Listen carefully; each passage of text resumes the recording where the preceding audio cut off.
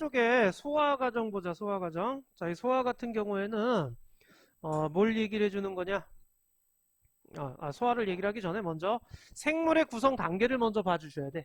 자, 이 생물의 구성 단계 보시게 되면은요, 이 생물이 뭐 어떤 식으로 이루어져 있느냐를 얘기를 해주는 건데, 제일 식물이나 동물이나 제일 기본이 되는 게 세포야. 세포들이 모여서 조직을 구성을 하게 되는 거야.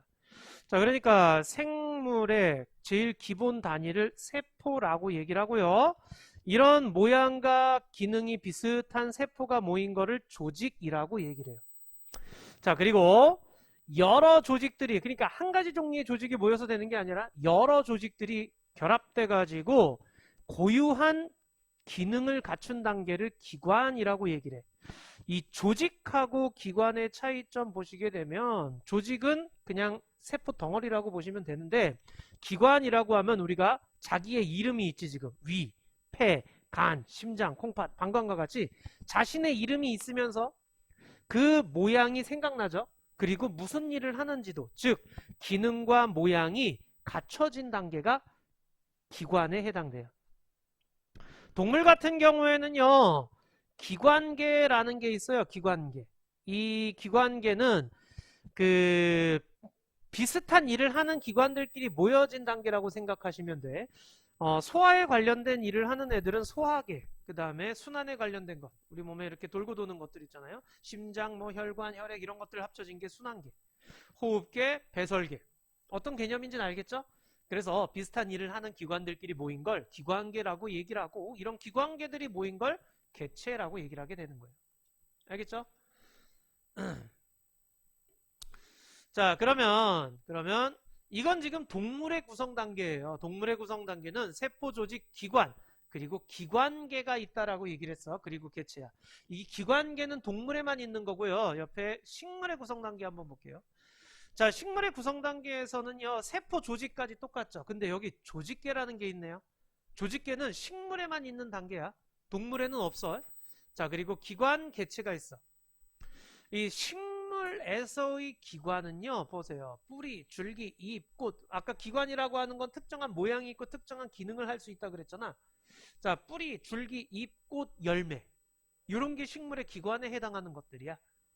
자, 그러면 그 전 단계가 조직계인데, 이거는 식물에만 있어. 조직들이 모여서 특정한 일을 하게 되는, 기능을 하는 조직계를 이루게 돼. 하나의 잎이라고 하더라도 잎에서는 광합성을 하는 부분들이 있고, 뭐 기체가 통과하는 부분들이 있고, 뭐 양분이 이동하는 부분들이 있고, 이런 식이야. 그래서 그런 것들을 우리는 조직계라고 얘기를 하게 돼요. 그런 조직계들이 모여서 하나의 기관을 형성하게 된다. 뭐 신경계, 근육계, 골격계 이런 거 한번 읽어봐 주시면 되고요. 구성 그 단계 기억해 주시면 돼요. 자, 옆에 178쪽이죠. 178쪽 한번 문제 빨리 해보자.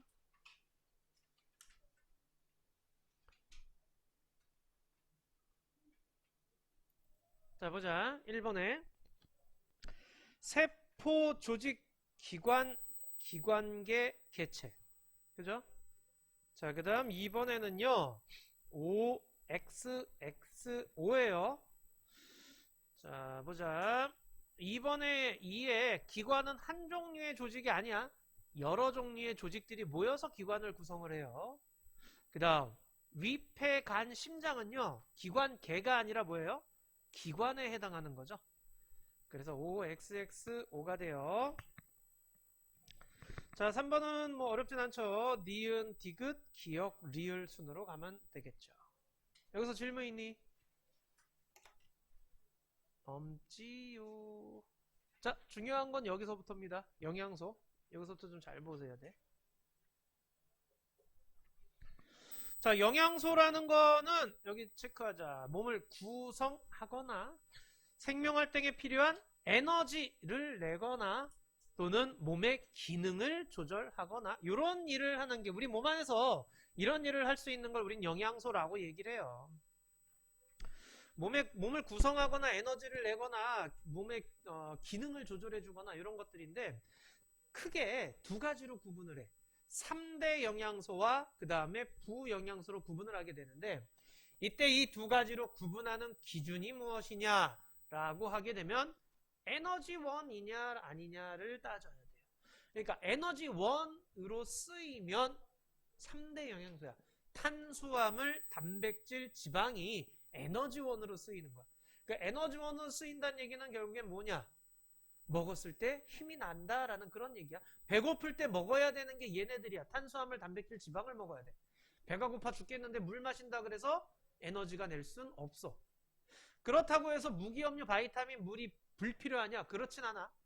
우리 몸에 에너지원으로 쓰이진 않지만 꼭 필요한 애들이야. 그래서 이렇게 부영양소 따로 또 묶어놓게 되는 거예요. 됐죠? 자, 영양소 종류와 특징 이렇게 여러 가지가 나와 있는데 탄수화물, 단백질, 지방 다시 한번 얘기하지만 얘네들을 3대 영양소라고 얘기를 해요. 얘네들은 공통적으로 전부 다 에너지원으로 쓸 수 있는 애들이야. 탄수화물 같은 경우에는 그램당 4kcal의 열량을 발생해요. 그러니까 얘는 1g을 소모시키면 4kcal의 열량이 발생을 하게 되고요. 단백질은 g당 4kcal, 지방은 g당 9kcal야. 고열량이죠, 지방이. 그래서 자, 킬로칼로리 열량을 얘기를 해주는 단위인데요. 이거는 이제 팔단원 할 때 아마 배우게 될 거야. 팔단원 할 때 배우게 될 거고요. 물 1kg을 1도 높이는데 필요한 열의 양, 그게 1kcal야. 알겠죠? 자, 그러니까 우리 왜 저기 다이어트 하는 양반들 보면 뭐 밥 한 그릇에 몇 킬로칼로리, 그러니까 밥 한 끼에 몇 킬로칼로리인지 뭐 이런 거 막 따지잖아. 그죠? 그리고 과자라든가 뭐 아이스크림이라든가 음료수라든가 모든 음식물에 보시면 뭐 100g당 몇 킬로칼로리, 뭐 한 봉 섭취에 몇 킬로칼로리 이런 게 꼭 표시가 돼 있어. 너희들이 몇 킬로칼로리의 열량을 섭취하는지에 대한 표시가 꼭 되어 있단 말이야. 그런 거 계산할 때 요걸 가지고 한단 말이지. 그러니까 탄수화물이 들어있다. 그러면은 걔는 뭐 탄수화물이 10g 들어있다. 그럼 거기에다가 곱하기 4를 해주는 거야. 그럼 걔는 탄수화물 10g은 40kcal의 열량을 발생하게 된다라는 그런 의미야. 옆에 보시게 되면은 계산하는 방법이야. 그 음식 안에 탄수화물이 몇 그램 있고 단백질이 몇 그램 있고 지방이 몇 그램 있고를 계산을 하고요. 거기에다가 단백질이나 탄수화물 곱하기 4, 지방은 곱하기 9해서 그냥 더해주기만 하면 돼. 피자 한 조각에 빵을 구성하는 탄수화물, 고기를 구성하는 단백질, 뭐 기름을 구성하는 지방, 얘네들을 계산해서 몇 그램인지 계산해서 한 조각이 몇 킬로칼로리다. 이런 식으로 산수를 하시게 되는 거야. 우리 몸에서 이제 발생하는 열량이 있는데 그 열량보다 더 많은 음식량이 들어오게 되면, 고열량이 들어오게 되면 소모하고도 남는단 말이지. 그것들은 어떻게 돼? 몸에 저장되는 거야. 그게 살찌는 개념이야. 오케이? 자, 먼저 탄수화물부터 좀 볼게요. 탄수화물은 주식이에요. 주된 에너지원이야. 여기 보시면 알겠지만 밥, 주식으로 먹고 있잖아. 빵, 국수, 고구마, 감자와 같이 이런 애들이 전부 다 탄수화물이에요. 얘네들은 우리가 주식으로 먹는 주된 에너지원이라고 얘기를 하는 거야. 주된 에너지원이야. 그 다음 남으면 어떻게 되느냐? 이게 그냥 탄수화물로 저장되는 게 아니라 지방으로 바뀌어서 저장이 돼. 우리 살찌는 거 있잖아요. 막 지방이 득지득지 들러붙는 거. 그게 이런 식으로 탄수화물 많이 섭취해도 그렇게 되는 거야. 근데 우리가 알고 있는 탄수화물은 밥 이런 것들 얘기를 하는데 그 밥의 주성분이 녹말이에요. 자, 녹말과 같은 애들을 우리 이거 쓰자. 다당류라고 얘기를 해요. 다당류. 엿당이나 설탕 체크해 주시고 이당류라고 써주세요. 이당류. 자, 포도당은요, 단당류라고 써주세요. 자, 이게 뭘 얘기를 해주는 거냐? 단당류, 즉 당이 한 개 있다라는 얘기야. 이당류, 당이 2개 있다는 뜻이고요. 다당류면은 당이 여러 개 결합되어 있다라는 걸 얘기를 하는 거야. 자, 근데 보면 알겠지만 포도당이나 엿당, 설탕은요, 단맛이 나요. 우리가 먹었을 때 단맛을 느껴. 자, 그런데 녹말과 같은 경우 밥 먹었다고 단맛이 느껴지진 않잖아요. 그죠? 녹말은 단맛이 없어. 다당류는 단맛을 못 느껴. 그러니까 그 열량 표시하는 거 이렇게 살펴보시게 되면은요, 뭐 이런 설탕이라든가 이런 단맛 내는 애들 있잖아요. 그런 애들 들어가 있어도 걔네들도 탄수화물에 속해 있어. 자, 그 다음에 단백질. 자, 단백질 뭐 고기, 생선, 달걀, 두부, 콩은 기본적으로 알고 있겠죠? 이 단백질이 왜 중요하냐면 몸을 구성을 합니다. 세포의 주성분이야. 세포의 주성분. 자, 그러니까 세포의 주성분이니까 청소년기 너희들 지금 현재 막 자라고 있지 않니? 이게 세포수가 늘어나고 있는 시기야. 엄청나게 늘어나고 있는데 그 세포수가 늘어나고 있을 때 세포의 주성분이 단백질을 많이 섭취를 해 주셔야 돼. 그래서 여기 지금 성장기인 청소년 특히 많이 필요해요 라고 써 있는 거야. 헬스하는 양반들 보시게 되면 막 단백질 보충제 이런 것들 먹잖아요. 그리고 닭가슴살만 먹고 막 계란만 삶아 먹고 막 이런 양반들 많이 있잖아. 단백질을 주로 많이 먹어야 되는 게 이제 그 근육세포를 만들기 위해서. 그죠? 탄수화물 먹으면 어떻게 돼? 탄수화물 먹었을 때 지방으로 쌓인다 그랬지. 그러니까 막 근육을 덮어버리는 거야. 그래서 근육 이쁘게 보이려고 단백질을 주로 먹게 되는 거죠. 몸의 기능 조절도 해요. 이 몸의 기능 조절, 그러니까 효소라든가 항체라든가 뭐 이런 것들의 주성분이 바로 요 단백질로 이루어져 있어. 그래서 몸의 기능도 조절해주고. 그 다음 지방. 자, 지방은 고열량이야. 그래서 이제 추운 지방에 사는 양반들 같은 경우는 이런 지방 성분들을 주로 많이 먹지. 기름진 음식들을 굉장히 많이 먹게 되는데 몸을 구성하고 에너지원으로 사용되고 우리 피하지방이라고 해가지고 피부 밑에 이제 지방층이 있잖아요. 자, 이런 것들이 전부 다 지방으로 이루어져 있어요. 땅콩, 버터, 뭐 참기름, 깨 이런 것들 뭐 보면 알 거예요. 기름진 것들. 자, 그 다음 여기는 부영양소죠. 자, 이 부영양소 같은 경우에는요, 에너지원으로 쓰이지 않아요. 근데 꼭 필요해. 무기염류, 뼈 튼튼, 이 튼튼, 혈액을 구성하고 있어. 이렇게 구성하고 몸의 기능도 조절해요. 자, 몸을 구성하고 몸의 기능도 조절을 해주는 게 무기염류인데, 우리 왜 저기 뼈 튼튼하려면 뭘 먹어야 된다라고 얘기를 해? 칼슘 먹어야 된다는 얘기들 많이 들어봤죠? 그래서 칼슘 같은 경우에는 뼈의 주성분이. 자, 그 다음에 빈혈 같은 거 나면 어떻게 돼? 철분을 흡수해야 된다라고 얘기를 하잖아요. 그죠? 그게 철 성분이야. 그렇다고 해서 막 빈혈 난다고 해서 쇳덩어리 같은 거 막 씹어먹고 그럴 수는 없지. 이런 무기염류들은요, 음식에 포함되어 있는 형태로, 이온 형태로 우리 몸에 들어와 줘야 돼. 알겠죠? 고체 형태로 막 금속 형태로 들어오면 안 돼. 자, 그 다음에 그래서 우리 왜 저기 막 땀 흘리고 나면은 어떻게 돼 있어? 막 이온 음료 같은 거 마시면은 금방 가시잖아. 자, 이 이온 음료 같은 경우에 이런 그 무기염류들이 많이 들어있는 거예요. 그래서 한번 살펴봐봐. 거기에 막 칼슘, 뭐 마그네슘 뭐 이런 것들이 막 들어있는 거 볼 수가 있어요. 자, 그 다음 비타민이죠. 자, 얘는 적은 양으로 몸의 기능을 조절해요. 근데 바이타민은 몸을 구성하진 않아. 그 무기염료의 차이점이야. 무기염료는 몸을 구성해요. 하지만 바이타민은 몸을 구성하진 않아. 그냥 단지 몸 안에 줘 몸의 기능만 조절해주는 역할을 하고 있어. 오케이? 자, 그래서 얘네들 같은 경우는 바이타민 뭐 A, B, C, D 여러 가지가 있는데 음식을 통해서 꼭 섭취가 가능하네. 그래서 이제 어머니들이 그 종합 비타민 같은 거 이렇게 하나씩 뭐 챙겨주시는 분들도 계시잖아. 그죠? 그게 비타민은 음식을 통해서만 섭취할 수 있기 때문에 그래. 근데 얘가 부족해지면, 바이타민이 부족해지면 결핍증이 나타나게 돼요. 여기서는 지금 괴혈병 하나 나와 있죠. 비타민 C가 부족하면. 자, 바이타민 C는 많이 들어봤죠. 그죠? 이거 부족하게 되면은요, 괴혈병에 걸려요. 그렇게 잇몸이 퉁퉁 부으면서 피가 막 흘러내리는 그런 병. 그 요즘은 이제 이런 바이타민 결핍증을 보기가 힘들어. 바이타민 A가 부족하면은 야맹증에 걸려.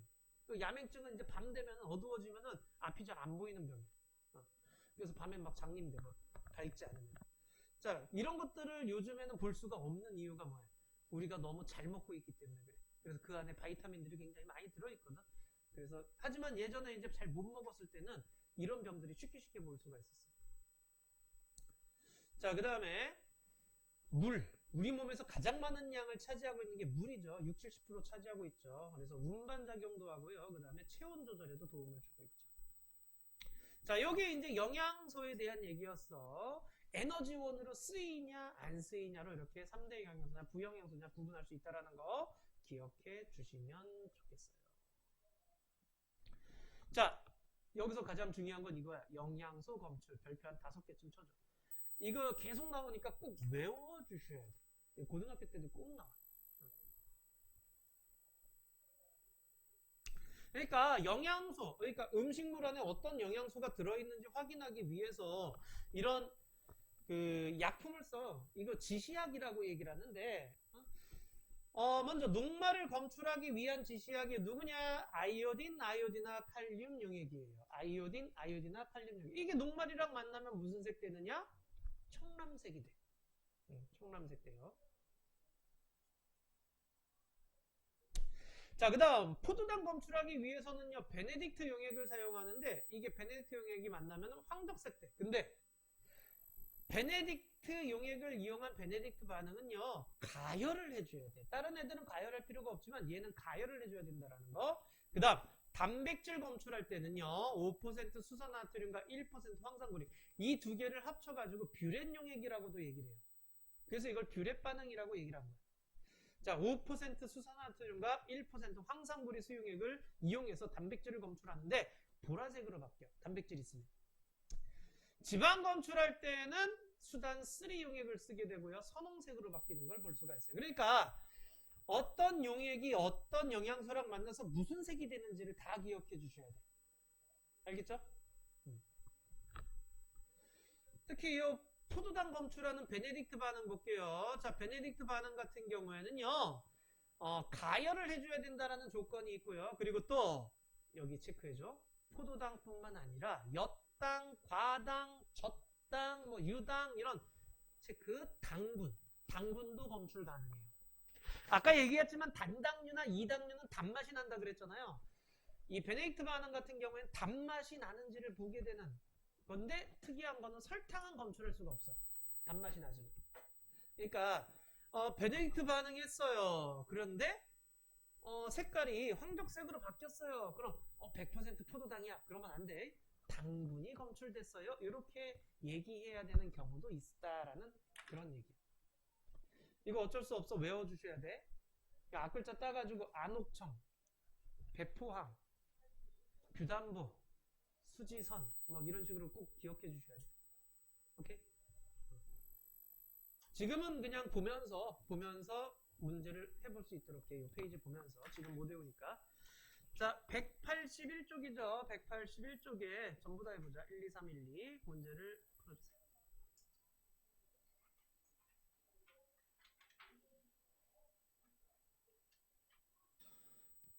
자, 채점하자. 1번에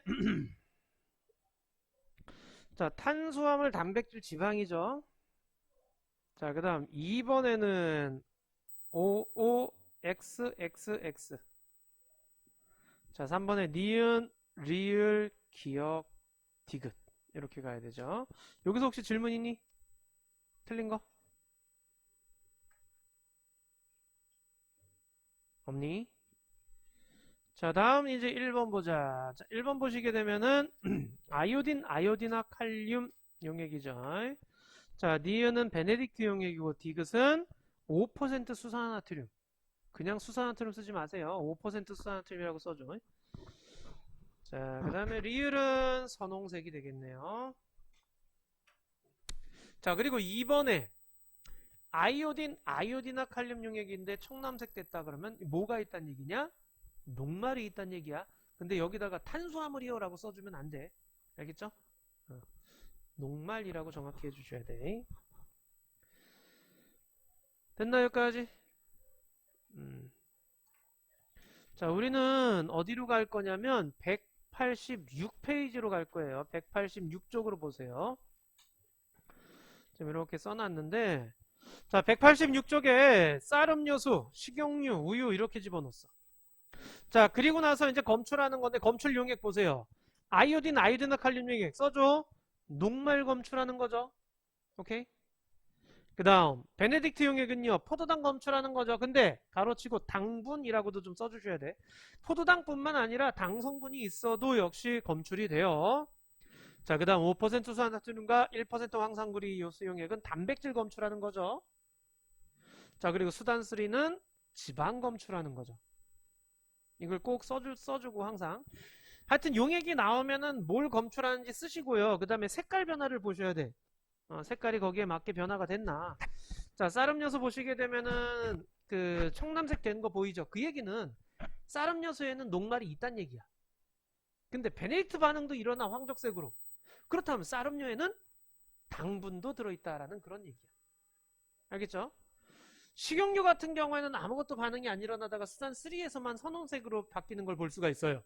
그 얘기는 식용유엔 지방이 들어있구나 라는 그런 얘기고요. 자, 우유 한번 보세요. 아이오딘 반응은 안 일어났어. 그러니까 녹말은 없다는 뜻이야. 근데 베네딕트 반응은 일어나. 그 얘기는 당분이 있다는 얘기야. 우리 유당이라고도 얘기를 하죠. 젖당이라고도 얘기를 하고. 자, 이런 당분이 있어요, 우유 안에는. 그리고 단백질도 있네. 보라색 나타난 거 보니까. 그죠? 그럼 우유에는 단백질도 들어있어. 우리 유단백이라고 해가지고 단백질도 있고요. 그 다음 우유는 수단3에서도 반응이 일어나. 지방도 있는 거야. 그러니까 탄수화물, 지방, 단백질을 다 갖고 있네, 얘네들은. 우유는. 그래서 우리가 우유를 완전식품이라고 얘기를 하게 되는 거야. 오케이? 자, 그래서 탄수화물, 그 다음에 지방, 단백질을 다 갖고 있어. 근데 녹말은 없어요. 녹말 있다 그러면 안 돼.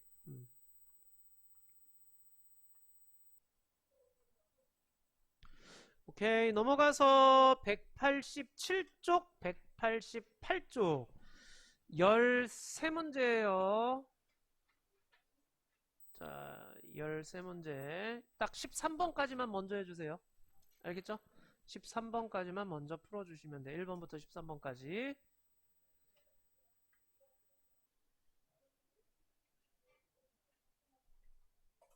13번까지 해주세요. 자, 채점해 보도록 하자. 1번에 자, 1번에 3번. 그 다음 2번에 가, 다, 나라, 마. 3번에 라. 4번에 2. 5번에 1. 6번에 에너지 1. 7번에 4. 8번에 3. 얘들아, 먼저 여기서 질문 먼저 가자. 넘기지 말고. 여기서 질문 4번이요. 자, 4번 한번 볼까? 8번에 3번이야. 자, 4번 보시게 되면 옳지 않은 건데 나가 뭐니? 기관이죠? 자, 모양과 기능이 비슷한 세포들의 모임은 조직에 대한 얘기야. 기관이 아니라. 그래서 2번이 옳지 않은 거예요. 오케이? 콩팥, 방광, 심장 얘네들 전부 다 이름 있고 자기 모양 있고 기능 있고 이 기관에 대한 설명 맞죠? 그래서 3번은 맞는 거고요. 2번이 옳지 않은 겁니다. 또 질문 틀린 거 빨리.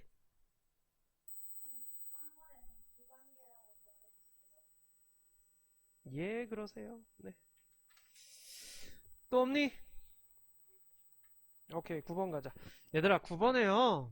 이거 계산하는 문제가 간혹 한 문제씩 나오는데 나트륨, 칼슘 필요 없어요. 물 나와도 필요 없어요.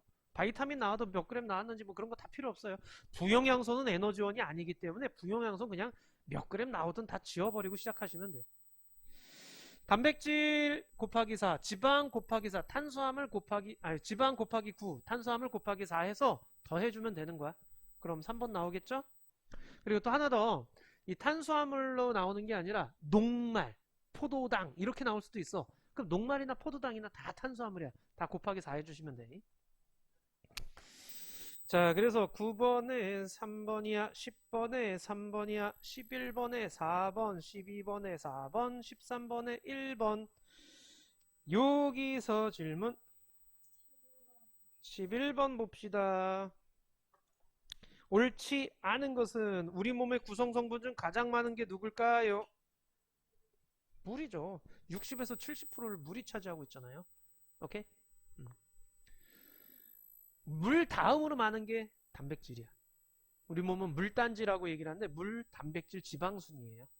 탄수화물은 굉장히 적어. 왜냐면 대부분 다 에너지원으로 소모되고 또 저장될 때는 지방으로 저장되니까. 자, 그래서 옳지 않은 건 4번이 됩니다. 또 질문 13번 한번 볼까요? 일단 여러분 13번 문제 딱 나왔을 때 아이오딘 반응에다가 뭐라고 써야 돼? 그렇지, 녹말 써주세요. 뷰렛 반응에다 뭐라고 써야 돼? 그렇지, 단백질이라고 써주시고요. 수단3에다가는 지방이라고 써주시면 됩니다. 그럼 A 더하기 B에서는 녹말과 지방이 있다는 얘기고 B 더하기 C에서는 단백질과 지방이 있다는 얘기죠. 그러니까 B가 공통적으로 있으니 B가 지방이겠네요. 이해돼요? 무슨 말인지? 그래서 B가 지방이고 A가 녹말, 그 다음 C가 단백질 이런 식으로 되는 거예요. 또 질문 없니? 오케이, 잘했고 앞으로 다시 오자. 요번에 이제 소화에 대한 얘기를 이제 시작해보자. 우리가 영양소를 얘기를 했어. 영양소 같은 경우에는 음식을 통해서 섭취를 한다 그랬죠. 자, 음식 통해서 섭취를 한다 그랬는데 우리가 먹는 음식은 덩치가 크단 말이지. 그죠? 걔네들이 우리 몸으로 들어오려면, 즉 세포 하나하나가 걔네들을 이용해서 에너지를 내려면 세포를 통과할 수 있을 정도로 굉장히 작게 만들어줘야 돼. 자, 소화가 왜 필요하냐? 아니, 소화라고 하는 건 뭘 얘기하는 거냐? 큰 영양소를 작은 영양소로 바꿔준다라고 생각하시면 돼. 작게 분해하는 과정을 우리는 소화라고 얘기를 하게 되는 거야. 자, 그럼 소화가 왜 필요하니? 세포막을 통과할 수 있을 정도로 작아져야 되거든. 그죠? 세포들이 영양소를 흡수하려면은 작게 만들어줘야 된다라는 얘기야. 세포막을 통과할 수 있을 정도로. 뭐 너희들 생각에 세포가 굉장히 작다라는 건 알고 있죠. 그래서 그거보다도 더 작게 만들어줘야 되는 게 소화 과정이 되는 거야. 그러면 이때 별표 쳐야 될 놈이 하나 나오는데 이거야. 소화효소. 이 소화효소는요. 크기가 큰 영양소를 크기가 작은 영양소로 분해하는 물질이라고 했는데 이 소화효소는 하나의 소화효소는 한 가지 영양소만 분해할 수 있어. 오케이? 녹말을 분해하는 소화효소는 녹말만 분해해. 다른 거 분해 못해. 알겠죠? 그러니까 영양소 종류에 따라서 그걸 분해할 수 있는 소화효소의 종류도 다르겠지. 그래서 여기가 어려운 게 영양소 종류에 따른 소화효소 종류까지 다 외워줘야 돼. 그리고 어디에서 어떤 소화효소가 나오는지도 기억을 해주셔야 되고. 오케이? 자, 그 다음 각각의 소화효소는 특정 영양소만 분해를 하게 되고요. 체온 범위에서 가장 활발하게 분해가 일어나. 체온 범위에서. 자, 이 소화효소 같은 효소 같은 경우에는 주성분이 단백질이기 때문에 40도 이상 넘어가면 단백질 변형이 일어나서 걔네 못 써먹어. 그리고 온도가 너무 낮아도 활동성이 떨어지기 때문에 못 써먹고 소화가 잘 안 일어나고. 그래서 체온 범위에서 가장 활발하고요. 우리가 음식을 집어 넣잖아요. 그럼 입구녕으로 들어가죠. 그죠? 그 다음 식도를 지나가죠. 그리고 위로 갔죠. 소장 지나서 대장 지나서 항문으로 뒷구녕으로 나오게 되죠. 그러면 이게 이제 음식이 지나가는 길이 되는 거지. 이걸 우리는 소화관이라고 얘기를 해. 음식이 직접적으로 지나가는 길이야. 근데 거기에다가 또 간, 쓸개, 이자와 같이 음식이 지나가진 않지만 소화에 관련된 여러 가지 액들을 만들어주는 곳들이 있어. 자, 그런 것까지 합쳐가지고 소화계라고 얘기를 하게 되는 거예요.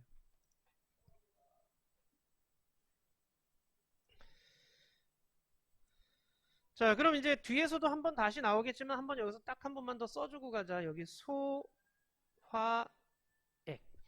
자, 소화액. 액이야, 액. 액체. 오케이? 소화에 관련된 액인데 입에서는 무슨 소화액이 나오니? 그치, 입에서 침 나오죠, 침. 그 침 안에 소화 효소가 들어있다라는 그런 얘기야. 자, 그 다음에 이제 식도 지나가고 위로 가요. 위에서는요, 뭐가 분비되냐면 위액이라는 게 분비가 돼요. 자, 그 다음에 이제 소장으로 가게 되면은요, 이 소장이 좀 특별한데요. 쓸개즙이 나오고요. 그 다음 이자액도 나오고요. 그 다음에 장에서 나오는 장액도 나오고요. 뒤에 나와. 자, 대장에서는 안 나와. 자, 그런 식으로 이렇게 소화액이 나오게 되는 거야. 그러면 이 소화액 안에 어떤 소화 효소가 있는지도 기억을 해 주셔야 돼요. 알겠죠? 그걸 이제 뒤에서 얘기를 할 거야. 자, 바로 밑에 보시게 되면 아까 입 얘기했는데 입에서는요. 먼저 이빨이 있으니까 꼭꼭 씹죠. 그죠? 그 꼭꼭 씹는 작용이 뭘 해주는 거야? 부수는 작용이야. 이 부수게 되면은 입자를 작게 만들기 때문에 표면적을 넓혀줘서 그만큼 소화를 더 원활하게 해줘. 응? 어르신들이 음식 먹을 때 꼭꼭 씹어 먹으라고 얘기를 하잖아요. 그죠? 그냥 꿀떡꿀떡 삼켜버리면 덩어리째 들어가고 그 덩어리째 들어간 애를 소화 효소에 의해서만 분해를 시켜버릴 수밖에 없어. 그러니까 잘 안 일어나겠지 소화가. 근데 꼭꼭 씹어버리면 그만큼 잘게 부순 상태에서 소화 효소가 쉽게 침투할 수 있는 거야. 그래가지고 표면적을 넓혀 소화 잘 일어나게끔 도와주는 역할도 하지만, 자 여기서 중요한 건 이거야. 녹말 분해라고 돼 있는데 침 속에는 소화액이죠. 아밀레이스라고 하는 소화 효소가 있는 거야. 아밀레이스라는 소화 효소야. 근데 이 아밀레이스는 누굴 분해하냐면 녹말을 분해시켜줘요. 뭐로? 엿당으로 분해를 시켜줘. 녹말을 엿당으로 분해시켜줘. 아까 앞에서 탄수화물 얘기를 하면서 녹말은 다당류라고 얘기를 했잖아요. 다당류는 단맛이 안 나요. 하지만 엿당은 이당류야. 단맛이 나. 그래서 밥을 오래 꼭꼭 씹다 보면은 단맛이 나는 이유가 바로 거기에 있어. 엿당으로 분해되면은 그렇게 되는 거야. 근데 우리 밥 먹을 때 생각해봐. 밥이 전부 다 엿당이 될 때까지 우리가 계속 씻고 있진 않지, 그죠? 그냥 꿀떡 삼켜버리지. 자, 그럼 녹말 형태로도 들어가는 애들이 있다는 얘기야. 그럼 뒤에 가서 다시 한번 또 분해를 해줘야 돼, 엿당으로. 자, 그 다음 식도를 지나서 위로 들어갔어. 근데 위로 들어가게 되면은요, 위 안에는 위액이 있는데 그 안에 펩신이 있어요. 그 펩신이 단백질을 분해시켜주는 거야. 자, 펩신이라는 소화 효소가 단백질 분해를 일으켜 줍니다. 그러니까 위로 들어가게 되면은요, 뭐 탄수화물이나 지방의 소화는 안 일어나지만 단백질 소화는 일어나게 되는 거예요. 그래서 펩신에 의해서 단백질 분해가 일어나는데 이때 위에게는 염산도 들어있단 말이지. 근데 이 펩신이 염산이 있어야지만이 활발하게 움직일 수가 있어. 활성화가 돼. 그래서 염산 작용 보시게 되면 강한 산성을 띠는 염산은 펩신의 활성화를 도와주고 작용을 돕고요. 그 다음에 요거 체크, 살균 작용. 강한 산성이다 보니까 세균 들어오면 그걸 죽여버려. 살균 작용도 해버려. 염산하는 일 두 가지 기억해줘. 펩신의 활성화, 그 다음에 살균 작용. 자, 지금 보시면 탄수화물 입에서 한번 소화 일어났고요. 단백질 위에서 한번 일어났는데 지방은 아직까지 안 됐죠. 여기 지금 중요하게 봐야 될 게 이 소장이야. 자, 소장으로 내려오게 되면은요, 녹말 단백질 지방의 최종 산물로 분해됩니다라고 했잖아요. 이 제일 중요한데 소장에서는 그러니까 소화액으로 쓸개즙, 이자액, 소장의 소화효소 이렇게 다른 말로 장액이라고도 얘기를 해요. 자, 장액 이렇게가 나오게 되는데 쓸개즙에는 소화효소가 없어요. 쓸개즙은 소화액이야. 하지만 소화효소는 없어. 알겠죠? 그럼 소화효소가 없다는 뜻은 얘 쓸개즙에 의해서 뭐 분해가 일어난다 이러면 틀린 말이야. 분해 일어날 수가 없어. 쓸개즙은 분해를 못해. 소화효소가 있어야지 분해를 하게 되는 거야. 그럼 얘 뭐 하냐? 지방 소화를 도와줘요. 그러니까 지방은 기름 성분이잖아. 그죠? 생각을 해봐. 기름 성분인 지방 같은 경우에는 물이랑 섞여 안 섞여? 안 섞인단 말이지. 그러니까 우리 몸을 들어오면은 지방 덩어리째로 그냥 계속 내려오는 거야. 근데 그 덩어리로 있으면은 어떻게 돼? 얘가 쉽게 소화효소들이 침투할 수가 없어. 그래서 얘를 좀 연하게 풀어주는 역할이 필요해. 그게 쓸개즙이라고 생각하시면 돼. 그래서 소화효소는 없지만 지방 덩어리를 풀어주는 역할을 해줘. 그래서 작게 만들어주면은 거기에 이제 소화효소가 침투할 수 있게끔 되는 거지. 자, 다시 한번. 쓸개즙에 의하여 지방이 분해돼요. 그럼 맞는 말이야? 틀린 말이야? 그건 틀린 말이야. 지방 분해 안 일어나? 지방을 연하게 풀어주는 역할을 한다라는 걸 기억해 주셔야 돼요. 그래서 지방의 소화를 도와줍니다 라고 해줘야지 지방을 분해합니다 그럼 틀린 말이야. 지방 소화를 도와줍니다 라고 표현을 해주셔야 돼.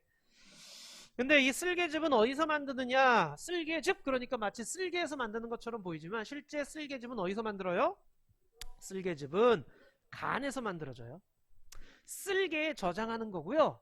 소장으로 되게 여기 지금 12지장이라고 되어 있는데 12지장의 소장이 제일 윗부분이야. 그러니까 위 다음 소장인데 위에 다음에 소장으로 들어갈 때가 12지장이야. 그래서 쓸개즙은 12지장으로 분비가 일어나게 되는 거야. 그리고 하나 더 이자액 별표 세 개 좀 해주세요. 자, 이자액은 중요한데 왜 그러냐면 이자액 같은 경우에는 말이다. 여기 지금 보시면 아밀레이스, 트립신, 라이페이스 소화효소가 무려 3개나 있어. 자, 아밀레이스 또 나왔네. 아까 입에서 침 안에 있었죠. 근데 요번에 소장 안에 이자액 안에 있어요. 자, 이자액은요, 이자에서 만들어서 12장으로 분비가 돼요. 그러니까 이자에서 만든 거야. 그리고 12장으로 분비가 되는데, 그래서 소장에서 녹말이 엿당으로 한 번 더 분해가 일어날 수 있는 거예요. 자, 우리가 꿀떡꿀떡 삼켜도 상관없는 이유가 바로 여기서 한 번 더 일어나니까. 그리고 트립신. 아까 위에서 펩신에 의해서 단백질이 중간산물로 바뀌었어요. 그리고 소장으로 내려가면 트립신에 의해서 한 번 더 중간산물로 바뀌어요. 그러니까 단백질 같은 경우에는 이렇게 작아지면서 중간산물 단백질이라고 얘기를 해. 근데 크기가 좀 더 작아지는 중간산물이라고 상상하시면 돼. 그리고 라이페이스 별표 한번. 지방은요, 아까 쓸개즙에서 연하게 됐는데 거기에 라이페이스가 침투해 들어가는 거야. 그러면 라이페이스는요, 지방산과 모노글리세리드로 분해가 돼. 지방산과 모노글리세리드. 그러니까 지방은 이때 딱 한 번 분해되고 끝나. 지방은 이때 한 번 분해되고 끝나는 거야. 오케이? 그리고 이제 마지막 단계가 이제 요건데, 지방은 여기서 끝났어. 근데 탄수화물은 아직 안 끝났어. 장액에 있는 탄수화물 소화효소에 의해서 엿당이 포도당으로 분해가 돼요. 포도당. 그리고 장액에 있는 단백질 소화효소에 의해서 중간산물 단백질들을, 여기 있는 중간산물, 계속 이게 트립신하고 펩신하고 거치면서 중간산물이었는데 걔네들이 최종산물인 아미노산으로 바뀌게 되는 거예요. 알겠죠? 여기까지?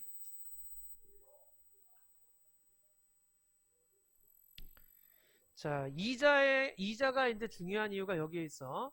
자, 3대 영양소를 모두 분해시킬 수 있는 소화액은 그러면 이자액. 3대 영양소를 모두 분해시키는 소화액을 만드는 곳은 이자. 3대 영양소를 모두 분해시키는 장소는 그러면 소장을 얘기를 해줘야 돼. 이자에서 분해되는 거 아니죠.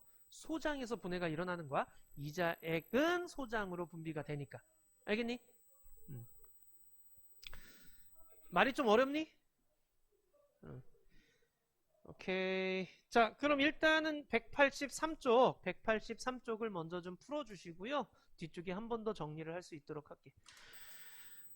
138쪽 풀어주세요. 자, 채점하자 1번에. 자, 소화효소 나니. 2번에는 입, 식도, 간, 위, 이자, 소장, 대장 이렇게 되죠. 2번에 2는 D, F, G죠. 자, 1번에 녹말 엿당, 펩신 단백질, 녹말 단백질 라이페이스. 자, 그 다음 2번에는 D, E, A, B, C. 됐니? 여기서 질문 없나요? 오케이. 자, 이게 지금 요 표가 결국엔 여기 지금 5의 1에서 말하고자 하는 표가 이거야. 결론은 이거야. 녹말이 분해돼가지고 최종 산물로 뭐가 됐어? 포도당이 됐죠. 이 상태에서 우리는 흡수해야 돼. 그 다음 단백질이 분해돼가지고 최종 산물로 뭐가 돼? 아미노산이 되는 거죠. 자, 이 상태에서 우리는 흡수를 해줘야 된다라는 그런 얘기야. 그리고 지방은 지방산과 모노글리세리드로 되는 거야. 여기 지금 마지막 최종 산물이 되기 위해서 어떤 단계를 거쳐야 되느냐, 그걸 얘기를 해주는 건데, 녹말 같은 경우에는, 그러니까 얘네들이 음식물이 들어왔어. 그럼 입에서 처음에 침 안에 있는 아밀레이스에서 녹말이 엿당으로 바뀌게 되는 거죠. 나머지는 아무 반응 안 일어나요. 그리고 식도를 지나 위로 들어가는데 위에서는 녹말 반응 없어요. 지방도 반응 없어요. 근데 단백질은 펩신에 의해서 뭐가 됐어? 중간산물 단백질이 되는 거죠. 오케이? 중간 단계의 단백질이란 뜻이야. 자, 그리고 소장으로 넘어가게 되면 이제 소장, 쓸개즙이 나오는데 쓸개즙은 소화효소가 없습니다. 자, 그러니까 쓸개즙에 의해서는 뭐야? 지방이 이렇게 연해지는 걸 볼 수가 있는 거죠. 오케이. 자, 지방을 연하게 만들어 줬어요. 지방의 소화를 도와주고요. 이자액은 별표 꼭 좀 해달라 그랬죠. 왜? 아밀레이스, 트립신, 라이페이스 세 가지 소화 요소가 있고, 아밀레이스에서 한 번 더 엿당되고요. 트립신에 의해서 중간 산물 단백질로 또 한 번 되는 거예요. 중간 산물 단백질이야. 자, 그 다음 라이페이스에 의해서는 지방이 지방산과 모노글리세리드로 끝나. 그쵸? 이렇게 끝장나 버리는 기요. 자, 그 다음 이제 소장 안에서 탄수화물 소화요소. 이게 이제 뭐 말테이즈 또는 펩티데이스 이런 식으로 배우기도 해요. 근데 교육과정 바뀌고 나서는 그냥 탄수화물 소화요소, 단백질 소화요소 이렇게 말을 해. 왜냐면 그 소화요소의 종류가 또 엄청나게 많거든. 자, 그래서 탄수화물 소화요소에서 엿당이 뭐로 바뀌었어? 포도당으로 바뀌고, 단백질 소화요소는 중간산물 단백질이 아미노산으로 바뀌고, 이게 최종 산물이 돼서 우리 몸으로 들어오는 애들이 되는 거예요. 오케이? 이렇게 잘게 부셔준다라는 그런 얘기야. 그러면 걔네들을 뭐 해줘야 돼? 흡수해야 될 거 아니야. 그죠? 우리 몸에서 흡수를 해줘야 되는데, 너희들 뭐 곱창 같은 거 많이 먹어봤겠지만 내장기관을 보시게 되면 이렇게 걸레처럼 털 있는 구조. 그걸 융털이라고 얘기를 해. 우리 소장이 대략 한 6, 7m쯤 되는데요. 소장 같은 경우에는 이게 길게 쭉 있는데 그 안에서 또 이런 털 구조를 갖고 있어. 그걸 융털이라고 얘기를 합니다. 자, 융털 구조는요, 이런 주름이 많고 융털이라는 돌기가 있고 왜 있어야 되느냐? 체크해줘. 표면적을 넓혀주는. 융털 구조는 표면적을 넓혀주는 역할을 해요.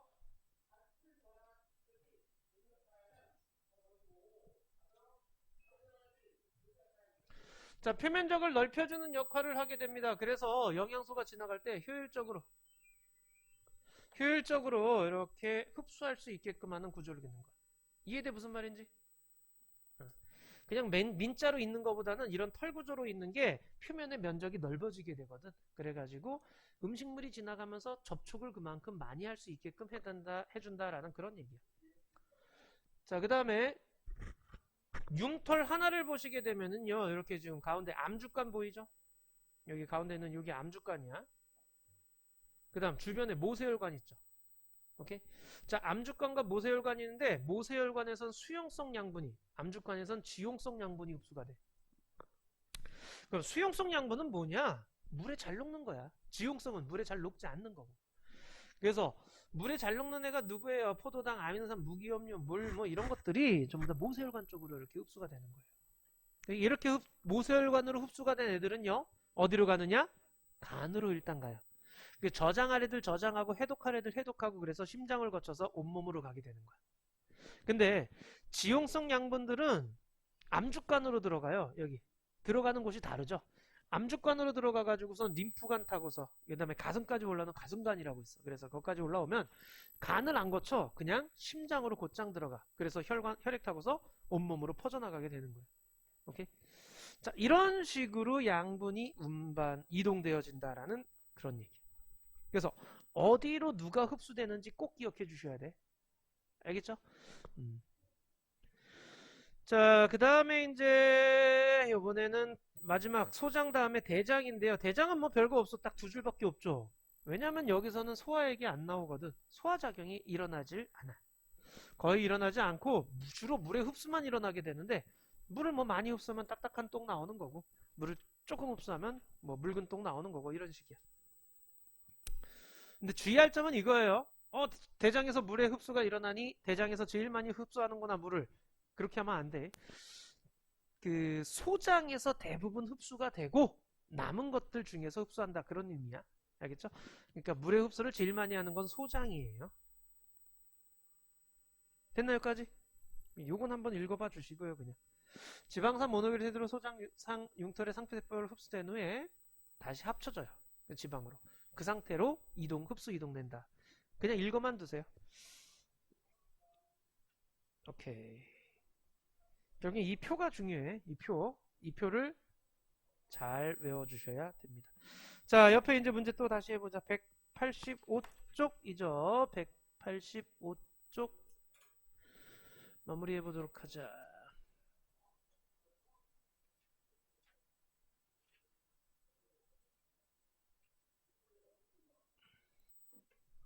자, 1번에 자, 1번에 아밀레이스, 펩신, 트립신, 라이페이스죠. 자, 이번에는 포도당, 아미노산, 모노글리세리드. 자, 1번에 많고 융털 넓혀. 2번에 1은 모세혈관, 암죽관. 2는 포도당, 아미노산, 무기염류.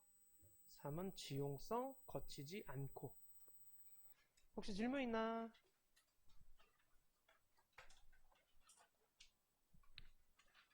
186쪽에요. 거기 치매 작용이라고 되어 있는데, 요거 지금 보시면은 녹말 용액을 A 시험관, B 시험관에다 넣고요. 그 다음에 하나는 증류소, 하나는 침용액 넣은 거예요. 그리고 나서 이제 이 35에서 40도씨 물에다 담가 넣었는데, 35에다 40도씨는 뭐야? 체온 범위 얘기하는 거죠. 자, 그리고 나서 이제 아이오딘 반응과 베네딕트 반응하는 거야. 아이오딘 반응은 녹말 검출이 있나 없나, 베네딕트 반응은 당분이 있나 없나. A 시험관에서는 녹말이 있는 걸 볼 수가 있어. 증류수는 그러니까 그냥 아무 역할 없는 거지, 그죠? 즉 녹말 그대로 있는 상태인데, 침용액을 넣은 거에서는 녹말이 없어졌어. 그리고 당분이 생겼죠.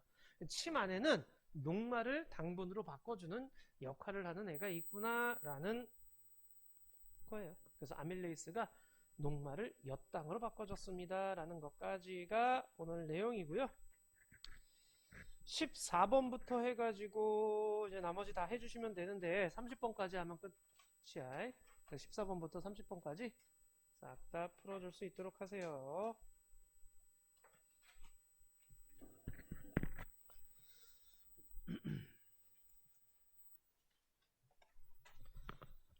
30번까지 풀고 끝냅시다.